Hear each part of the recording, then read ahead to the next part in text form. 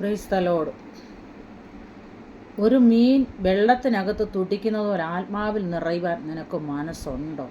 നീ ആയിരിക്കുന്ന സമതലയിൽ അല്ലെങ്കിൽ ആയിരിക്കുന്ന ഇടത്ത്, നിങ്ങളായിരിക്കുന്ന സാഹചര്യത്തിൽ ദൈവത്തിന് ചില പ്രവർത്തിക്കാൻ കഴിയണമെങ്കിൽ നീ പ്രാർത്ഥിക്കുമ്പോൾ സ്വർഗം നിൻ്റെ അടുക്കൽ ഇറങ്ങി വരണം.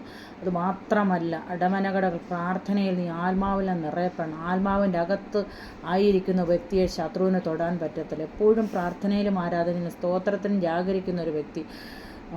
എസെക്കിയേലിനോട് കർത്താവ് പറഞ്ഞു, എൻ്റെ കൈ നിൻ്റെ മേൽ കടന്നു വന്നിരിക്കുകയാണ്, എൻ്റെ കൈ നിന്നെ നടത്തും, എൻ്റെ കൈ നിന്നെ എടുത്തുകൊണ്ട് പോകും, എൻ്റെ കൈ നിൻ്റെ ആത്മാവ് കൊണ്ട് നിന്നെ നിറയ്ക്കുമെന്നൊക്കെ. ആത്മാവിനാൽ നീന്തി തുടിക്കുവാൻ, വെള്ളത്തിലൊരു മീൻ നീന്തി തുടിക്കുന്ന പോലെ തുടിക്കുവാൻ നീ തയ്യാറാണെങ്കിൽ, റെഡിയാണെങ്കിൽ ദൈവാത്മാവ് തന്നെ നിന്നെ നടത്തുക ചെയ്യും. നിനക്ക് പ്രാർത്ഥനയ്ക്ക് മറുപടി തരുമെന്ന് ദൈവാത്മാവ് രാത്രികാലം ബുദ്ധി ഉപദേശിക്കണം. ഈ ഊതേറ്റെടുത്ത് ആമേൻ പറയുവാൻ